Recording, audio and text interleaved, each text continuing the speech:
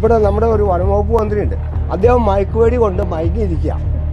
സത്യം, ഇത് മയങ്ങിയിരിക്കുന്ന ഒരു മന്ത്രിക്ക് ഈ വകുപ്പ് കൊടുത്തിട്ട് ഈ നാടിന് എന്ത് സംരക്ഷണം കിട്ടുന്നു? അന്നേരം ഞാൻ ഇങ്ങോട്ട് കുറച്ചടങ്ങി മാറിയപ്പോഴത്തേക്ക് ഞാൻ ഓർണ കണ്ട് ഇന്ദിരമ്മയെ പോരെ ആനാന്നും പറഞ്ഞ് ഞാൻ വിളിച്ചു. ആനരും വിളിച്ചു. ഞാൻ ഇങ്ങോട്ട് മാറിയച്ച് ഇന്ദിരമ്മ പുറകെ കണ്ടുവന്ന് നോക്കിയപ്പോഴത്തേക്കും ആനയുടെ അടിയിലായി ഇന്ദിരമ്മ. പിന്നെ എൻ്റെ പുറകെ കുറേയുടെ വന്നിട്ട് തിരിച്ചു വന്ന ആന കൂത്തണ ഭാഗം കാണുന്നത്. ഇത് അവരുടെ ഒരു ടാർഗറ്റാണ് ആൾക്കാരെ ഇറക്കി വിടുക എന്നുള്ളത്. ജനങ്ങൾക്ക് വേണ്ടി അല്ലെങ്കിൽ ഇവിടെ ഭരണത്തിന്റെ ആവശ്യമില്ല. ജനങ്ങളെ സംരക്ഷിക്കാൻ പറ്റാത്ത ഗവൺമെന്റിന്റെ ആവശ്യമില്ല. അതോടൊപ്പം തന്നെ വനപാലകരെ ജനങ്ങളെ ശിക്ഷിക്കാൻ വേണ്ടിയാണെങ്കിൽ കാര്യമില്ല. ലാവെന്ന് പറഞ്ഞ് ഈ 15 ലക്ഷം അല്ലെങ്കിൽ ഇത് തരാന്ന് പറഞ്ഞു. ഞങ്ങൾ എവിടെ പോയി കിടക്കും? നാടിനെ സംരക്ഷിക്കാൻ, അല്ലെങ്കിൽ നാടിന്റെ ജീവനും സ്വത്തിനും പരിഗണന തരിക എന്നുള്ള സർക്കാരിന്റെ ഉത്തരവാദിത്തമാണ്. അത് ഗവൺമെന്റ് ചെയ്തേ പറ്റൂ. അത് ചെയ്യാതെ മുന്നോട്ട് പോകില്ല. ഉറക്കം നടിക്കുന്നവരെ ആ ഉറക്കത്തിൽ നിന്ന് ഉണരേണ്ട കാലഘട്ടമായിരിക്കുന്നു. ഇല്ലെങ്കിൽ ജനങ്ങൾ ഇതിന് പ്രതികരിക്കേണ്ടതായിട്ട് വരും. പിന്നെ ജനങ്ങളെ കുറ്റം പറഞ്ഞിട്ട് കാര്യമില്ല. പിതാവെ, ഓരോ ദിവസവും ഇന്നിപ്പോൾ കാട്ടാനാക്രമണം, വന്യമൃഗാക്രമണത്തിൽ മരണങ്ങൾ ഓരോ ദിവസം കേരളത്തിൽ ഏറിക്കൊണ്ടിരിക്കുകയാണ്. കഴിഞ്ഞ ആഴ്ച കോതമംഗലൂർ നേതൃത്വത്തിൽ വലിയൊരു സമരം ഇവിടെ നടത്തിയിരുന്നു, വലിയൊരു ബഹുജന പ്രക്ഷോഭം നടത്തിയിരുന്നു. പക്ഷേ എന്നിട്ടും സർക്കാരിൻ്റെ ഭാഗത്തൊരു തീരുമാനം ഉണ്ടായിട്ടില്ല. ഇപ്പോഴും നമ്മൾ സംസാരിച്ചുകൊണ്ടിരിക്കുക കൂടി വന്യമൃഗങ്ങൾ ആക്രമണങ്ങൾ നേരിട്ടുകൊണ്ടിരിക്കുകയാണ് ജനങ്ങൾ. ഇന്നിപ്പോൾ പിതാവ് അങ്ങയുടെ രൂപതാതിർത്തിയിലുള്ള വന്യമൃഗ ആക്രമണങ്ങൾ സംഭവിച്ച് മരണപ്പെട്ടവരും അല്ലാതെ സന്ദർശിക്കാനായിട്ട് ഇറങ്ങുകയാണ്. എന്താണ് ഈ ഒരു സന്ദർശനത്തിൻ്റെ ലക്ഷ്യം? ജനങ്ങളുടെ സുരക്ഷയും ജീവനും നമ്മുടെ എല്ലാവരുടെയും കൺസേണാണ്. പ്രത്യേകിച്ച് ഗവൺമെൻറ്റുകൾ അതിന് ഏറെ ശ്രദ്ധ ചെലുത്തേണ്ട ഒരു സാഹചര്യമുണ്ട്. പക്ഷേ ഗവൺമെൻറ്റുകൾ അത്ര ശ്രദ്ധിക്കുന്നില്ല എന്നുള്ള ചിന്ത ഉണ്ട്. നമ്മൾ സുമനസ്സുകൾ എപ്പോഴും കൂടെ ഉണ്ടാകുക എന്നുള്ളതാണ്. നമ്മൾ ജാതിമത ഭേദമന്യേ, രാഷ്ട്രീയ കക്ഷി ഭേദമന്യേ ജനങ്ങളുടെ ജീവന് വേണ്ടി അതിന് സംരക്ഷണം കിട്ടണം. ആ ഉദ്ദേശത്തോടു കൂടിയാണ് ഇന്ന് ഞാൻ പോകുന്നത്.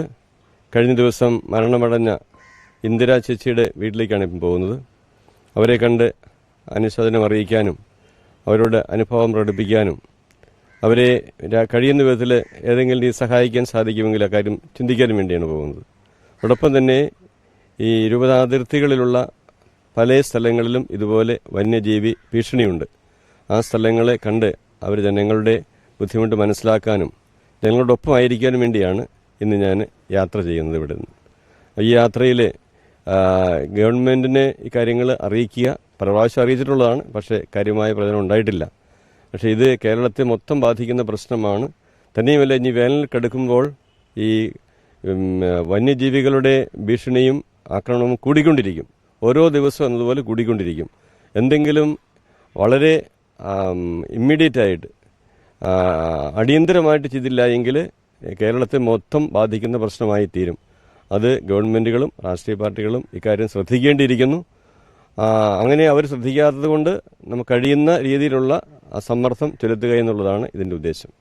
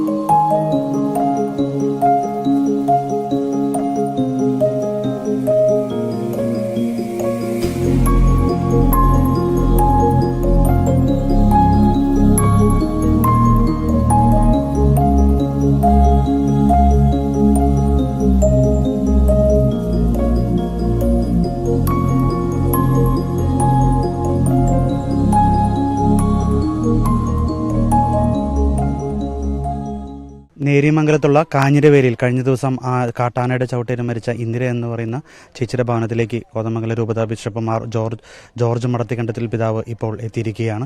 ഇവിടെ ഇന്ദിര എന്ന് പറയുന്ന ചേച്ചിയുടെ സംസ്കാരം നടന്ന സ്ഥലത്ത് പോയി പ്രാർത്ഥിക്കുകയും ഇവിടുത്തെ കുടുംബാംഗങ്ങളെ ആശ്വസിപ്പിക്കുകയും ഇവിടുത്തെ ജനങ്ങളുടെ എല്ലാം വേദന അവരുടെ ആവലാതി എന്തെല്ലാം ആണ് എന്നുള്ളത് നേരിട്ട് കണ്ട് മനസ്സിലാക്കുക എന്നതുകൂടിയാണ് പിതാവിൻ്റെ ഈ ഒരു സന്ദർശനത്തിലെ ലക്ഷ്യം. നമുക്ക് പിതാവിൻ്റെ സന്ദർശനത്തിലേക്ക് പോവാം.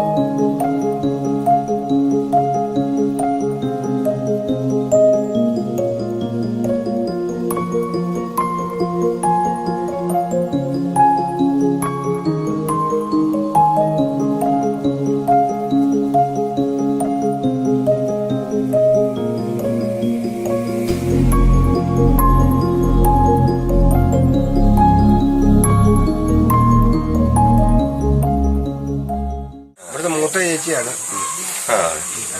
പേരെന്തോ? മോളെ എന്തോ വന്നേ? അതെയോ? രണ്ടാമത്തെ മോളിത്. രണ്ടാമത്തെ ഇത് മോന്റെ ഷിബുവിന്റെ അല്ലേ? ഈ ദിവസങ്ങളിൽ ഒത്തിരി സംഭവം ഉണ്ടാവുന്നു അല്ലേ? അമ്മ എവിടെയായിരുന്നു? എവിടെ നിന്നായിരുന്നു? ഇവിടെ അതെല്ലേ? ഇത് ശരിക്കും സംഭവിച്ചെന്ന് പറഞ്ഞാൽ ഞാൻ ചെമ്മൻകുടിലായിരുന്നു. അവര് ഈ ആനയെ കണ്ടവാനെ ഉപദ്രവിച്ച് കല്ലിനെറിഞ്ഞ് ഉപദ്രവിച്ച് ഇക്കരയ്ക്ക് കയറ്റി. അപ്പൊ ഗുണ്ടും പൊട്ടിച്ച് തീയിട്ടു. അവര് തീയിട്ടു. ആന അക്കരയ്ക്ക് വേണ്ടി ചെല്ലാതിരിക്കാനും തുട്ട് കയറ്റി അറിവനുസരിച്ച് തീയിട്ടു എന്നുള്ളതാണ് അറിയാൻ കഴിഞ്ഞത്. അപ്പൊ ആന ഭയങ്കരമായിട്ട് വരണ്ടു. ഈ വരണ്ട് കഴിഞ്ഞിട്ട് അതിന്റെ വെപ്രാളത്തിലാണ് ഇങ്ങോട്ട് വന്നത്. ഇവിടെ ആൾക്കാരുണ്ടായിരുന്നു. പക്ഷെ ഫോറസ്റ്റാരിലായിരുന്നു. ഫോറസ്റ്റാരിന്റെ അക്കരയായിരുന്നു. ഞങ്ങള് കോതമംഗലത്ത് വെച്ച് ഇവിടുത്തെ റേഞ്ച് ഓഫീസർ കണ്ടു. റേഞ്ച് ഓഫീസർ പറഞ്ഞതെന്ന് ഞാൻ 4 ദിവസമായോട് വന്നിട്ട് അറിയില്ലാന്ന് പറഞ്ഞു. പക്ഷെ നമുക്ക് റേഞ്ച് ഓഫീസറോടല്ലേ ചോദിക്കാൻ പറ്റുള്ളൂ. അപ്പൊ അദ്ദേഹത്തോട് ചോദിച്ചപ്പോൾ അദ്ദേഹം പറഞ്ഞ് അദ്ദേഹത്തോട് ബഹുമാനപ്പെട്ട ഇടുക്കി MP ചോദിച്ചു, താങ്കൾ എവിടെയായിരുന്നു? അപ്പൊ ഞാൻ ചെമ്മൻകുടിലായിരുന്നു. അപ്പൊ ഈ ആന എപ്പോഴാണ് ഇവിടെ? ഏതാണ്ട് 9 മണി സമയത്താണ്. അപ്പൊ കാഞ്ഞിരത്തിൽ എത്ര ഫോറസ്റ്റുകാരുണ്ടായിരുന്നു. അപ്പൊ അന്നേരം അങ്ങേർക്ക് ഫോറസ്റ്റുകാരില്ലായിരുന്നു. അപ്പൊ അങ്ങനെ അതിന്റേതായ രീതിക്ക് സംസാരിച്ചു. ഇതിനും ചോദിക്കട്ടെ, നിങ്ങളിപ്പോ ഇവിടെ താമസിക്കുന്നില്ലല്ലോ? ഇതിന് എന്തെങ്കിലും ഒരു പരിഹാരം നിങ്ങൾക്ക് പറയാൻ പറ്റുമോ? പരിഹാരം എന്തെങ്കിലും ഇവിടെ അല്ല, ഈ പരിഹാരം എന്ന് പറഞ്ഞാൽ നല്ലൊരു പരിഹാരമുണ്ട്. പക്ഷെ ഇത് ഫോറസ്റ്റുകാർ ചെയ്യാൻ തയ്യാറാവുന്നില്ല. കാരണം ഇവിടെ ഒരു കല്ലുവാതിൽ എന്ന് പറഞ്ഞ സ്ഥലമുണ്ട്. കല്ലുവാതിൽ അവിടെ എന്ന് പറഞ്ഞു കഴിയുമ്പോൾ ചെക്കുത്താൻ ഒരു പ്രദേശമാണ്. അതൊരു കല്ലുവാതിൽ എന്ന് പറഞ്ഞാൽ ആ കല്ലേന്ന് ഇറങ്ങി വേണം നമുക്ക് ഈ താഴത്തെ ഒരു പൊസിഷനിലേക്ക് ഇറങ്ങാൻ. അത് ഞങ്ങൾ പല പ്രാവശ്യം ഈ DFOയുടെ അടുത്തും റേഞ്ച് ഓഫീസിന്റെ അടുത്തും റിപ്പോർട്ട് ചെയ്തിട്ടുള്ളതാണ്. പക്ഷെ അവര് പറയുന്നത് എന്താണെന്ന് വെച്ചാൽ ആനയുടെ സഞ്ചാരപാതം ഒഴിവാക്കാൻ പറ്റില്ല. അപ്പൊ ഞങ്ങൾ പറഞ്ഞു ആനയുടെ സഞ്ചാരപാതം ഒഴിവാക്കണ്ട, ഇത് കമ്പിലൈനാണ്. ഇവിടുന്ന് ഒരു കമ്പിലൈൻ നേരെ ഇങ്ങോട്ട് വരുന്നുണ്ട്. ഈ കമ്പിലൈൻ KCBയുടെ അധീനതയിലാണ്. അപ്പൊ അതില് ഫെൻസിങ് വലിച്ചാൽ എന്തോ കുഴപ്പം. പക്ഷെ ഇവര് അത് തയ്യാറല്ല. ഇവിടെ ഇപ്പൊ 44 ലക്ഷം രൂപ അനുവദിച്ചു എന്ന് ഫോറസ്റ്റുകാർ പറയുന്നുണ്ട്. അവര് കിഴക്കെന്നാണ് ഇടുന്നത്. പടിഞ്ഞാറിന് ആന വരുന്നതിന് കിഴക്കെന്ന് ഫെൻസിങ് ഇട്ടാൽ ഈ നാട്ടുകാർക്ക് എന്താണ് ഗുണം? ഞങ്ങളുടെ ചോദ്യം അതാണ്. ഇവരതിന് എന്താണ് മറുപടി പറയുന്നത്? ഇവർക്ക് മറുപടി ഇല്ല. ഇവിടെ നമ്മുടെ ഒരു വനംവകുപ്പ് മന്ത്രിയുണ്ട്. വനംവകുപ്പ് മന്ത്രി പിതാവിനറിയായിരിക്കും. AK ശശീന്ദ്രനാണ് അദ്ദേഹത്തിന്റെ പേര് തോന്നുന്നു. നമ്മുടെ ബഹുമാനപ്പെട്ട പ്രതിപക്ഷ നേതാവ് പറഞ്ഞ പോലെ അദ്ദേഹം മയക്കുവെടി കൊണ്ട് മയങ്ങിയിരിക്കുക. സത്യം. ഈ കേരളത്തെ ജനങ്ങളുടെ എന്ത് സംഭവിക്കുന്നു, ഈ കാട്ടുമൃഗങ്ങളുടെ ഉപദ്രവം കൊണ്ട് എന്ത് സംഭവിക്കുന്നു, അദ്ദേഹത്തിന് മറുപടിയില്ല. അല്ല, അദ്ദേഹം മയങ്ങിയിരിക്കുക. മയങ്ങിയിരിക്കുന്നവർക്ക് മറുപടി പറയാൻ പറ്റില്ലോ. ഇഷ്ടം പോലെ ഈ കേരളത്തിൽ ഇഷ്ടം പോലെ രാഷ്ട്രീയ ചെറുപ്പക്കാരുകളുണ്ട്. ഇത് ഞാൻ പറയുന്ന ബഹുമാനപ്പെട്ട മുഖ്യമന്ത്രി ഈ പദവി ഏറ്റെടുത്തുകൊണ്ട് കഴിവുള്ള ഒരാളെ ഏൽപ്പിക്കണം എന്നാണ് ഞങ്ങളുടെ അഭിപ്രായം. ഇത് മയങ്ങിയിരിക്കുന്ന ഒരു മന്ത്രിക്ക് ഈ വകുപ്പ് കൊടുത്തിട്ട് ഈ നാടിന് എന്ത് സംരക്ഷണം കിട്ടുന്നു? ഈ സംരക്ഷണം കിട്ടുന്നില്ല. ഇവിടെ വർഷങ്ങളായി ആന വരുന്നു. ഫോറസ്റ്റുകാർ നിർവീര്യമാണ്. ഫോറസ്റ്റുകാർ ഒരനക്കും ഇന്ന് വരെ. കാരണം അവർ പേടിച്ചിട്ടായിരിക്കാം. കാരണം ഇങ്ങനെ ഒരു സംഘർഷം ഉണ്ടായി കഴിയുമ്പോൾ അവർക്ക് വരെ സ്വാഭാവികമായിട്ട് പേടിയുണ്ടാവും. ഈ ചേച്ചിയാണ് ദൃസാക്ഷി. ചേച്ചിയാണോ ഉണ്ടായിരുന്നത്? പേരെന്റെ ചേച്ചിയുടെ? സൂസൻ തോമസ് അല്ലേ? ആ ശരി. പേടിച്ചിരിക്കുകയാണോ? ഞാൻ പന്ന വരവെല്ലാം കണ്ടില്ല, വന്ന് തിരിഞ്ഞ് കുത്തണ എല്ലാം കണ്ടില്ലേ. ഞാൻ എന്റെ ഇന്ദിരമ്മയെന്ന് പറഞ്ഞു ഒന്ന് വിളിച്ചല്ലേ? അവര് കേട്ടില്ലല്ലേ അന്നേരം? കേക്കണ ആനയുടെ അടിയിലല്ലേ. ഓ അങ്ങനെയാണല്ലേ. വീണ് കണ്ടല്ലേ? ഓ അത് ശരി. ഞങ്ങൾ രണ്ടുപേരും അവിടെ നിന്ന് വർത്താനം പറഞ്ഞോണ്ടിരിക്കുക. അന്നേരം എന്റെ മകൻ എന്നെ വിളിക്കണേ ഞാൻ കേട്ടില്ല, എനിക്ക് ചെവി ഒതുക്കല്ലേ. അപ്പം ഇന്ദിരമ്മ പറഞ്ഞു അവനെ വിളിക്കണ്ട്, അങ്ങോട്ട് ഇറങ്ങി ചെല്ലാൻ പറഞ്ഞു. അന്നേരം ഞാൻ ഇങ്ങോട്ട് കുറച്ചടങ്ങി മാറിയപ്പോഴത്തേക്ക് ഈ ആന ഓർന്ന് കണ്ടു. ഇന്ദിരമ്മയെ പോരെ ആനാന്നും പറഞ്ഞ് ഞാൻ വിളിച്ചു. ആനരും വിളിച്ചു. ഞാൻ ഇങ്ങോട്ട് മാറിയച്ച് ഇന്ദിരമ്മ പുറകെ കണ്ടോന്ന് നോക്കിയപ്പോഴത്തേക്കും ആനയുടെ അടിയിലായി ഇന്ദിരമ്മ. പിന്നെ എന്റെ പുറകെ കുറേയുടെ വന്നിട്ട് തിരിച്ചു വന്ന ആന കുത്തണ ഭാഗം കാണുന്ന. അന്നേരം ഞാൻ ചങ്ങത്തെ എന്റെ ഇന്ദിരമ്മയെന്ന് പറഞ്ഞു വിളിച്ചു. വന്നായിരുന്നോ? എന്റെ പുറകെ കുറേയുടെ ഓടി വന്നു. ഇത് ഓടി അതിന് ഓടാൻ പറ്റില്ല, ഓടാൻ കാലുവല്ല, അങ്ങനെ ഓടൂല. അത് വടിയും കുത്തിപ്പിടിച്ചാൽ നടക്കണേ. പ്രമേഹവും ഒക്കെ ഉണ്ട്. എന്നാലും എല്ലാ കാര്യങ്ങളും അത് നടത്തിക്കൊണ്ടാണ്. ഈ കുടുംബത്തിൽ എല്ലാ കാര്യങ്ങളും നടത്തിക്കൊണ്ടിരുന്നത്. യോഗ്യമായിട്ട് ചെയ്യാൻ പറ്റുന്ന കാര്യം എന്താ അറിയണമെങ്കിലേ അല്ലേ, നമുക്ക് കഴിയുന്നത് നമുക്കത് ചെയ്യാൻ നോക്കാം. 6.5 കിലോമീറ്റർ പെൻഷൻ തരാം, റോഡ് ഉണ്ടാക്കി തരാം, റോഡ് ശരിയാക്കാന്നൊക്കെ പറഞ്ഞിട്ടുണ്ട് മന്ത്രി. വാഗ്ദാനം ചെയ്ത് അത് ഇത് ടെൻഡറായി. Fencing 6.5 kilometre. എങ്ങനെ ഫെൻസിങ് ഉദ്ദേശിക്കുന്നോ? അത് മാർച്ച് 30 ആ പിതാവിനറിയാം. ഇവിടെ സന്ദർശിച്ചു. ഇവിടുന്ന് അങ്ങോട്ട് പോയി കഴിഞ്ഞാൽ പറമ്പിൽ ഒരു സാധനവും ഇല്ല. ഒന്ന് അണ്ണാൻ, കുരങ്ങ്, പന്നി, ആന. ഈ ഒരു തേങ്ങ ആടിയ അന്ന് തന്നെ നമുക്ക് തെങ്ങിൻ്റെ ഓടി ചെന്നാൽ മതി. നല്ല വളരെ ഭംഗിയായിട്ട് ഇങ്ങനെ വലിച്ചു കീറി ഇട്ടാ തിന്നിട്ട് പോയിച്ച് വളരെ നമ്മളൊക്കെ പോയിക്കൊക്കെ നല്ല വളരെ നീറ്റായിട്ട് അവർ കൈകാര്യം ചെയ്യണ പരിപാടി കൈകാര്യം ചെയ്യണം. അതുപോലെ ചെയ്തിട്ടേക്കോട്ടെ. നമ്മൾ രാവിലെ ചെല്ലുമ്പോഴത്തേക്ക് അവിടെ ഒന്നും കാണില്ല. ഞാൻ ചോദിക്കട്ടെ, ചില സ്ഥലങ്ങളിലേ ചില ആൾക്കാരെ, അതായത് ചിലര് ഈ ഉദ്യോഗസ്ഥന്മാര് ഫോറസ്റ്റുകാർ പറയുന്നുണ്ട് 15 ലക്ഷം രൂപ ഇറങ്ങിപ്പോണെന്ന് പറയും. ഇവിടെ അങ്ങനെ പരിപാടി ഉണ്ടോ? ഇതാകെ ഒരു കാര്യം ചോദിക്കട്ടെ, ഈ 15 ലക്ഷം രൂപ നമുക്ക് തന്നിരിക്കട്ടെ. ഈ 15 ലക്ഷം രൂപ കൊണ്ട് നമ്മൾ എവിടെ പോയി എവിടെ? അതായത് ഞാൻ ചോദിച്ചല്ല, ഇങ്ങനെ പ്രോജക്ട് ഉണ്ട്, ചില സ്ഥലങ്ങളിൽ കൊടുത്തു. ഇവിടെ ഒരു 100 അപേക്ഷയുടെ കിട്ടിയിട്ടുണ്ടോ? കൊടുത്തു. ഇത് എന്താണെന്നറിയോ, ഇത് 5 സെന്റും 10 സെന്റും ഉള്ളവർക്കൊക്കെ ഇത് വിജയമാണ്. പക്ഷെ അല്ലാത്തവർക്ക്, ഇപ്പൊ ഞാൻ ഉദാഹരണം പറഞ്ഞു കഴിഞ്ഞു. ഉദാഹരണം എന്റെ വീട് അല്ലെങ്കിൽ ഈ റോയിയുടെ വീട്, ഇങ്ങനെയുള്ളവരൊക്കെ പെട്ടുപോയി കിടക്കുന്നവർക്ക് ഈ 15 മേടിച്ചിട്ട് എങ്ങോട്ട് പോകാനാണ് പറ്റില്ല. അത് വിജയമല്ല. അത് ഒരിക്കലും ചോദിക്കരുത്. അതായത് ഇത് അവരുടെ ഒരു ടാർഗറ്റ് ആണ് ആൾക്കാരെ ഇറക്കി വിടുക എന്നുള്ളത്. അതിന്റെ ഭാഗമായിട്ടാണ് 15 ലക്ഷം കൊടുത്തു കഴിഞ്ഞാൽ ഇറങ്ങിപ്പോളൂ. അല്ല, ഈ ഇറങ്ങി പോകാൻ വേണ്ടിയിട്ടാണ് അവർ പെരുമാറിക്കൊണ്ടിരിക്കുന്നത്. വനം വകുപ്പ് പെരുമാറിക്കൊണ്ടിരിക്കുന്നത് എങ്ങനെയെങ്കിലും ഈ വന്യമൃഗങ്ങളുടെ ഉപദ്രവങ്ങൾ കൊണ്ട് ജനങ്ങൾ ഇവിടുന്ന് പൊറുതിമുട്ടി ഇറങ്ങി പോകണം. അവരുടെ രീതി, അവരുടെ തീരുമാനം അതാണ്. ശരിക്കും അറിയാൻ കഴിഞ്ഞ തീരുമാനം അതാണ്. അതുമായിട്ട് നമുക്ക് മുന്നോട്ട് പോകാൻ പറ്റുമോ? കാരണം നമ്മുടെ ജീവിതം മൊത്തം ഇവിടെ നമ്മൾ ബലി അർപ്പിച്ചു. അതായത് നിങ്ങൾക്കുണ്ടായിരുന്ന ഈ കാലത്തെല്ലാം അധ്വാനിച്ച് കഷ്ടപ്പെട്ടതെല്ലാം നിങ്ങൾ ഇവിടെ നമ്മൾ ഇൻവെസ്റ്റ് ചെയ്തു. നമ്മളിവിടെ ഇൻവെസ്റ്റ് ചെയ്തു. ഇതിപ്പോ ഈ വീട് തന്നെ അങ്ങനെ കഷ്ടപ്പെട്ട് പല കയറി ചെത്തി 5 ലക്ഷം രൂപ കടമായിട്ട് ഇതുപോലെ ഒരു വീട്. കാരണം അവരുടെ സ്വപ്നം അത്. ഇങ്ങനെ സ്വപ്നമായിരുന്നു, ഒരു താമസിക്കണല്ലോ, ഒരു വീട് വേണല്ലോ. അങ്ങനെ ചെത്തുകാരനായിരുന്നു. പന ചെത്തി കഷ്ടപ്പെട്ട് അങ്ങനെ ഉണ്ടാക്കിയത് മുഴുവനും 5 ലക്ഷം രൂപ കടവും കൂടെ വരുത്തി. അങ്ങനെ ഇത് എങ്ങോട്ട് പോകും? എനിക്ക് 74 വയസ്സായി. ഇനി മറ്റൊരിടത്ത് പോയി നേടി ജീവിക്കാൻ എന്നിൽ പ്രാപ്തി ഉണ്ടോ? റാവെന്ന് പറഞ്ഞ് ഈ 15 ലക്ഷം അല്ലെങ്കിൽ ഇത് തരാന്ന് പറഞ്ഞു. ഞങ്ങൾ എവിടെ പോയി കിടക്കും? ഞങ്ങൾ എവിടെ പോയി കിടക്കും? എന്നെ കൊണ്ട് ഇനി തേണിക്കാൻ കഴിവുണ്ടോ പിതാവേ? ഇല്ലല്ലോ. എനിക്ക് ഇനി 6 അടി മണ്ണ ഞാൻ ഇനി ആവശ്യപ്പെടുന്നു. എന്നാലും തേണിക്കാൻ പറ്റും. അതുവരെ കിടക്കണ്ടേ? ഈ ലോകം പിരിയുന്നവരെ കിടക്കണ്ടേ? മക്കൾക്കും ജീവിക്കണം. മക്കൾക്കും ജീവിക്കണം. അതും ഈ പറഞ്ഞ ഒരു പെര ഉണ്ടാക്കി അവിടെ വെച്ച് കഴിയും. അതും കടവും കടത്തിന്റെ വാടക വീട് 2000 രൂപ ഒരു മാസം മരുന്നിന് വേണം. ഒരു പെൻഷൻ പോലും ഞങ്ങൾക്ക് തന്നില്ല. 7 മാസം കഴിഞ്ഞു. ഞങ്ങൾ പാവങ്ങൾ എങ്ങനെ ജീവിക്കുന്ന പിതാവ് പറഞ്ഞേ. എനിക്കിങ്ങനെ നിൽക്കും തന്നെ എനിക്ക് സുഖമില്ലാത്ത ആളാണെന്ന്. ഇതിങ്ങനെ കണ്ടപ്പോ ഇന്നലെ എന്നെ ഹോസ്പിറ്റലിൽ കൊണ്ടുപോയി എന്നോട് ഒന്നും പറയരുതെന്നാ ഡോക്ടർ പറഞ്ഞിട്ടേക്ക്. എന്നാലും ഇപ്പൊ ഞങ്ങൾക്ക് പിതാവിനോട് പറയാതെ ഇരിക്കാൻ പറ്റില്ലാത്തതുകൊണ്ട് ഞാൻ പറയണ. ഞങ്ങളുടെ അവസ്ഥയോടെ ചിന്തിക്കണം.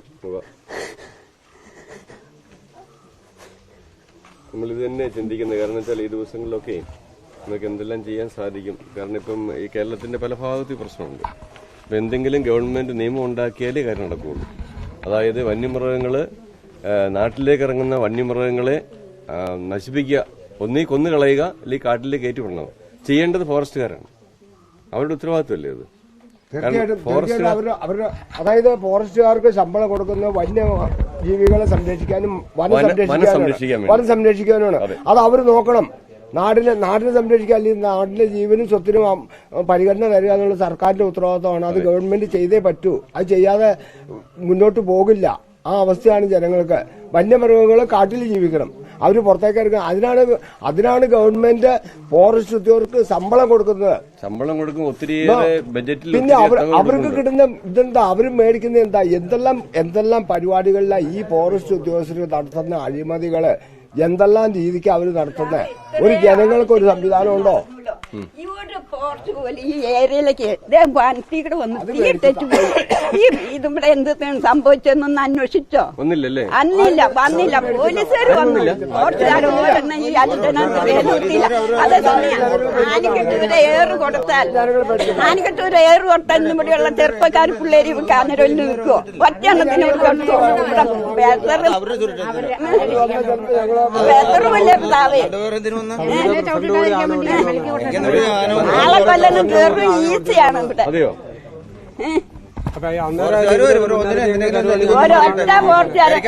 ഒരു പാമ്പിനെ നിസ്സാരം കൊന്നാ മതി.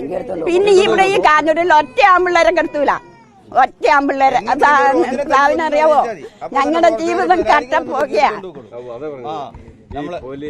ഫോറസ്റ്റുകാരുടെ ഒരു പ്രശ്നം എന്താ വെച്ചാല് അവര് വന്യമൃഗങ്ങൾക്ക് എന്തെങ്കിലും പറ്റിയാൽ ആൾക്കാരുടെ പേരിൽ കള്ളക്കേസ് ഉണ്ടാക്കുക എന്നുള്ളത്. അത് ഞാൻ പലപ്പോഴും ശ്രദ്ധിച്ചിട്ടുള്ള ആളുകളെ എങ്ങനെയെങ്കിലും കള്ളക്കേസ് കുടുക്കി അവരെ ഇവിടെ നിന്ന് മാറ്റാനുള്ള മാർഗം നോക്കുക എന്നുള്ളതാണ് പലപ്പോഴും കണ്ടിട്ടുള്ളത്. അങ്ങനെയാണ്. അപ്പം പിന്നെ എനിക്ക് തോന്നുന്നതേ, ഈ ഫോറസ്റ്റുകാര്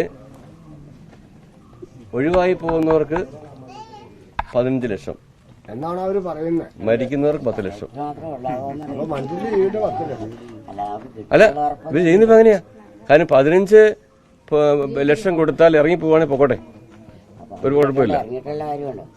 മരിക്കുന്നവർ വീട് കിട്ടുമോ ഞങ്ങൾക്ക്? 2.5 ഏക്കർ വരെ ഉള്ളവർക്ക് ഇത് കൊടുക്കണം. അതിന് ഭയങ്കര നൂലാമാലകളാ നിയമങ്ങൾ ഉണ്ടാക്കി വെച്ചേക്കുന്നത്. അത് പട്ടയം വേണം, 2.5 ഏക്കർ ഭൂമി കൂടുതൽ പാടില്ല. അങ്ങനെയുണ്ടോ? അങ്ങനെയൊക്കെ അതാ ഏക്കർ ഉണ്ടെങ്കിൽ കിട്ടും, പക്ഷെ അതുകൊണ്ട് വേറെ പ്രയോജനമില്ല. പൈസ കൂടുതൽ കിട്ടില്ല. 2.5 ഏക്കർ ഉള്ളവനും 15 രൂപ. അത് ശരി. അതാണ് ഇവരുടെ നിയമം. കാട്ടു നിയമം അല്ലേ? നാട്ടുകാർക്കറിയ നിയമമല്ല. ഉള്ളവനും 2.5 ഏക്കർ ഉള്ളവനും 15 എന്ന് പറയുമ്പോൾ അത് എന്ത് നീതിയാണ്? മലയോര മേഖലയാണ്. ഈ മലയോര മേഖലയെ കുടിയേറിയവരാണ് നമ്മളെല്ലാം. അത് കഴിഞ്ഞാണ് പട്ടയം തന്നതും. അതും പല നിബന്ധനകൾ വെച്ച് ഈ പട്ടയം കിട്ടാത്ത രീതിക്ക് താമസിക്കുന്ന, അതായത് 50 വർഷം താമസിച്ച ആൾക്കാർ നിലവിൽ ഈ കാഞ്ഞിരവേലുണ്ട്. ഒത്തിരി കുടുംബങ്ങൾ ഈ കിഴക്കേ ഭാഗത്തോട്ട് പട്ടയം കിട്ടാതെ അവരിവിടെ താമസിക്കുക. അവരിവിടെ വളർന്നവരാണ്, അല്ലാതെ പുറത്തുനിന്ന് വന്ന് കുടിയേറിയവരില്ല.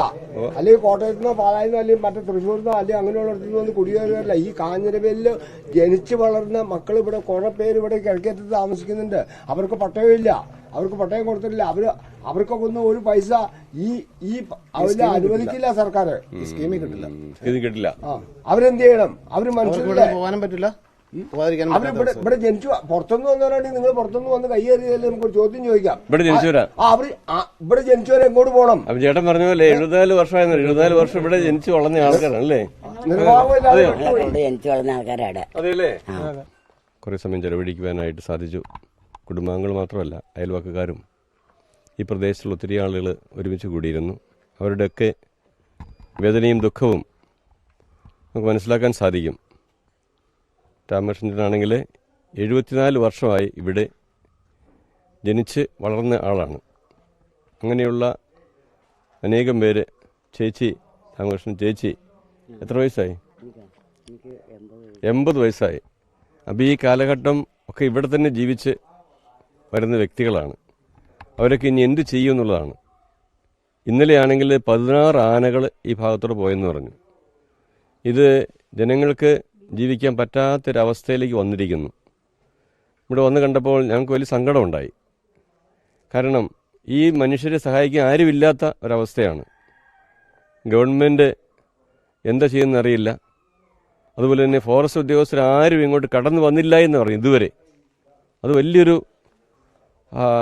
വീഴ്ചയായിട്ട് ഞാൻ കരുതുകയാണ്.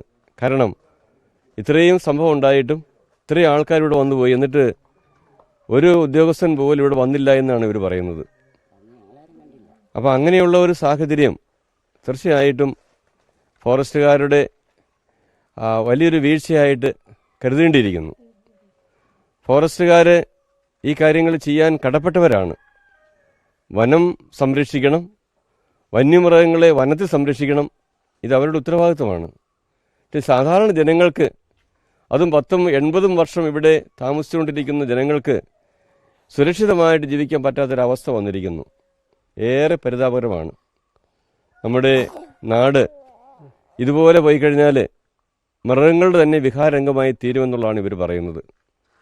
ഞങ്ങൾ എന്തു ചെയ്യും? ഇവരുടെ കരച്ചിലിതാണ്. ഞങ്ങൾക്കുണ്ടായിരുന്ന ഇത്രയും നാളും സംഭരിച്ചതും സമ്പാദിച്ചതും എല്ലാം ചെറിയ വീടൊക്കെ പണിത് കൃഷിസ്ഥലമൊക്കെ വാങ്ങിച്ച് അങ്ങനെ സമാധാനമായിട്ട് കഴിയുന്ന സാഹചര്യമായിരുന്നു. ഇടയ്ക്കിടയ്ക്ക് ഇങ്ങനെ വന്യമൃഗങ്ങൾ ശല്യം ഉണ്ടായിരുന്നു. പക്ഷേ ഇപ്പോൾ അത് രൂക്ഷമായിരിക്കുകയാണ്. എങ്ങോട്ട് നീങ്ങിയാലും ആനയുടെയും കാട്ടുപന്നിയുടെയും അതുപോലെ തന്നെ കുരങ്ങിൻ്റെയൊക്കെ ശല്യം കാരണം ജീവിക്കാൻ പറ്റാത്ത അവസ്ഥയാണ്. ഈ അവസ്ഥയ്ക്ക് മാറ്റമുണ്ടാകണം. നമ്മുടെ നാട് അത് ദൈവം നൽകിയ വലിയൊരു സാഹചര്യമാണ്. ദൈവത്തിനെതിരായിട്ടുള്ള കാര്യം തന്നെയാണ് ഈ ജനങ്ങൾക്കെതിരായിട്ട് പ്രവർത്തിക്കുക എന്നുള്ളത്. അപ്പം അതുകൊണ്ട് ഗവൺമെൻറ്റും ഉദ്യോഗസ്ഥന്മാരും ഉണർന്ന് പ്രവർത്തിക്കേണ്ട കാലഘട്ടമാണത്. ജനങ്ങൾക്ക് വേണ്ടി അല്ലെങ്കിൽ ഇവിടെ ഭരണത്തിൻ്റെ ആവശ്യമില്ല. ജനങ്ങളെ സംരക്ഷിക്കാൻ പറ്റാത്ത ഗവൺമെൻറ്റിൻ്റെ ആവശ്യമില്ല. അതോടൊപ്പം തന്നെ വനപാലകരെ ജനങ്ങളെ ശിക്ഷിക്കാൻ വേണ്ടിയാണെങ്കിൽ കാര്യമില്ല. ഇവിടെ ആരും പറയുന്നത് കേട്ടു, ആൾക്കാരെ സ്ഥലം ഒഴിഞ്ഞു കൊടുത്താൽ 15 ലക്ഷം കിട്ടും, മരിച്ചു കൊടുത്താൽ 10 ലക്ഷം കിട്ടുമെന്ന്. അത് എവിടുത്തെ നീതിയെന്ന് എനിക്കറിയില്ല. ഏതായാലും അങ്ങനെയുള്ള ഒരു സാഹചര്യം ഇനി ഉണ്ടാകാൻ പാടില്ല ഇവിടെ. ഇത് ജനങ്ങൾക്ക് അധിവസിക്കാൻ പറ്റിയ ഒരു നാടായി തീരാനായിട്ട് രാഷ്ട്രീയക്കാരും ഗവൺമെൻറ്റും ഉദ്യോഗസ്ഥന്മാരും ഒത്തൊരുമിച്ച് പ്രവർത്തിക്കേണ്ടിയിരിക്കുന്നു. ഉറക്കം നടിക്കുന്നവരെ ആ ഉറക്കത്തിൽ നിന്ന് ഉണരേണ്ട കാലഘട്ടമായിരിക്കുന്നു. ഇല്ലെങ്കിൽ ജനങ്ങൾ ഇതിന് പ്രതികരിക്കേണ്ടതായിട്ട് വരും. പിന്നെ ജനങ്ങളെ കുറ്റം പറഞ്ഞിട്ട് കാര്യമില്ല. അതുകൊണ്ട് ഈ അവസരത്തിൽ നമ്മളെല്ലാവരും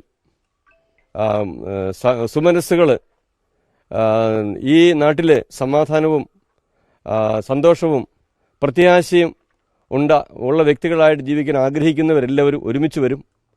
അത് തീർച്ചയായിട്ടും നമ്മുടെ നാടിന് ഒരു നന്മയായി തീരണമെങ്കിൽ ഗവൺമെൻറ്റും രാഷ്ട്രീയക്കാരും എല്ലാ ജനങ്ങളും ഒരുമിച്ച് ജനങ്ങളുടെ സുരക്ഷിതത്വം ഉറപ്പാക്കണം. അതിന് സാധിക്കട്ടെ എന്ന് ആഗ്രഹിക്കുകയാണ്, ആശംസിക്കുകയാണ്. ഈ കുടുംബാംഗങ്ങൾക്ക് ദൈവം അവർക്ക് ആശ്വാസവും സമാധാനവും പ്രദാനം ചെയ്യട്ടെ. ഇന്ദിര ചേച്ചിയുടെ ഭർത്താവുണ്ട്, മകനുണ്ട്, പെൺമക്കൾ 2 പേരുണ്ട്, അവരുടെ മക്കളുണ്ട്. അവരെല്ലാവരും ഈ അയലോക്കംകാരും അതുപോലെ തന്നെ സഹോദരി ചേച്ചിയുണ്ട് ഇവിടെ. അങ്ങനെ ഒത്തിരി പേര് ഈ പ്രദേശത്ത് അധിവസിക്കുന്നവരാണ്. ഇവരുടെയൊക്കെ വിഷമം കാണുമ്പോൾ തീർച്ചയായിട്ടും ഗവൺമെൻറ്റിന് കണ്ണടച്ചിരിക്കാൻ പറ്റത്തില്ല. ഉണരുവാനുള്ള സാഹചര്യമാണ്. അങ്ങനെ ഉണർന്ന് ഈ ജനങ്ങൾക്ക് സുരക്ഷിതത്വം നൽകുവാൻ ഇടയായി തീരട്ടെ എന്ന് ആശംസിക്കുന്നു. ഈ വളരെ വേദനകളിൽ കടന്നു പോകുന്ന ഒരു ദിവസങ്ങളാണ് ഈ സമയം. ഇപ്പോൾ കോതമംഗലം രൂപതയുടെ പിതാവോട് സന്ദർശിച്ചിരിക്കുകയാണ്. പ്രതികരണം. ഇവിടെ വന്നാൽ എനിക്ക് സന്തോഷമുണ്ട്. നമ്മുടെ കാര്യങ്ങളെല്ലാം അറിഞ്ഞ് ഇവിടെ വന്നാൽ ഒത്തിരി സന്തോഷങ്ങളുണ്ട്. അതേ രീതിയിൽ തന്നെ രീതിയിലും എല്ലാവരും ഇവിടെ വരുവും ഞങ്ങളുടെ സങ്കടം കാണുവും എല്ലാ രീതിയിലും നല്ല രീതിയിൽ നമ്മളിവിടെ സമീപിച്ചിട്ടുണ്ട്. അതാണ് എനിക്ക് പറയാനുള്ളത്. ഈ സർക്കാരിൻ്റെ ഭാഗത്തു നിന്നുള്ള ഇതിന് ശേഷം സർക്കാരിൻ്റെ ഭാഗത്തെന്ന് വെച്ചാൽ അവരും പറ്റുന്ന സഹായം ചെയ്തിട്ടുണ്ട്. നല്ല രീതിയിൽ അവർ ഇടപെട്ട് മന്ത്രിയൊക്കെ ആയാലും വന്ന് MP MLA 2 മന്ത്രിമാരൊക്കെ വന്നിട്ടുണ്ടാകും. അവരും വന്ന് ഇവിടെ വന്നു എല്ലാ രീതിയിലും നല്ല രീതിയിൽ സമീപിച്ചിട്ടുണ്ട്. നമുക്ക് എന്താണ് സർക്കാരിന് പറയാനുള്ള ആവശ്യം? ഇതിപ്പോൾ ഇങ്ങനെ ഒരു ആക്രമണം രൂക്ഷമായി ഞാൻ പറയാനുള്ളതെല്ലാം പറഞ്ഞു. കാരണം ഇവിടെ ഞങ്ങൾക്ക് ഇവിടെ ആന ഇറങ്ങാത്ത രീതിയിൽ ഫെൻസിങ് കിട്ടുക തന്നെ, വഴികൾക്ക് സ്ഥാപിച്ചു തന്നെ, റോഡ് മെയിൻ്റെനൻസ് ചെയ്ത് തന്നെ ഇതെല്ലാം പറഞ്ഞിട്ടുണ്ട്. ഇതെല്ലാം പരിഗണനയുണ്ടെന്നാണ് പറഞ്ഞത്. ഫെൻസിങ് കിട്ടാൻ മാർച്ച് 30 വിട്ടു തരാമെന്ന് പറഞ്ഞിട്ടുണ്ട്. അതെല്ലാം ടെൻഡറായി കിടക്കണയാണ്. ടെൻഡർ ആയി മാർച്ച് 30 മുമ്പ് പണി തീർത്ത് തരാമെന്ന് പറഞ്ഞിട്ടുണ്ട്. ഇതിപ്പോൾ ഈ ഒരു സംഭവം ഉണ്ടാകുന്നതിന് മുമ്പ് നിങ്ങൾ ഇതുപോലെ ആവശ്യം ഉന്നയിച്ചിരുന്നു? ആവശ്യം ഉന്നയിച്ചിട്ടുണ്ട്. ഒത്തിരി തവണ ഞങ്ങൾ ആവശ്യം ഉന്നയിച്ചിട്ടുണ്ട്. റേഞ്ച് ഓഫീസ് പിക്കറ്റ് ചെയ്യാൻ പോയിട്ടുണ്ട്. ഒത്തിരി നിവേദനങ്ങൾ കൊടുത്തിട്ടുണ്ട്. ഒത്തിരി കാര്യങ്ങളെല്ലാം ഞങ്ങൾ ചെയ്തിട്ടുണ്ട്. പക്ഷെ അതിനൊന്നും പരിഹാരം കണ്ടെത്തിയിട്ടില്ല. ഫെൻസിങ് കിട്ടാൻ അവിടെ നിന്ന് നിലവിൽ ഇറങ്ങി വരുന്നിടത്താലും ഇട്ടിട്ടുണ്ടായിരുന്നു. അത് ഈ പറഞ്ഞ പോലെ നിലവിലെ പ്രവർത്തനമില്ല. അവിടെ ഈ കോളനി കുറേ ഭാഗത്ത് അവിടെയുള്ള ആൾക്കാർ കൂടി ഫെൻസിങ് ഇട്ട് അവിടെ ആന ഇറങ്ങാനുള്ള ആ രീതിയിൽ ഇപ്പോൾ ഇവിടെ വരും. ഒന്നില്ലെങ്കിൽ അതിന് സംവിധാനം ചെയ്തു തരാമെന്ന് പറഞ്ഞിട്ടുണ്ട്. അതൊക്കെ വിശ്വസിച്ചിരിക്കുന്നു.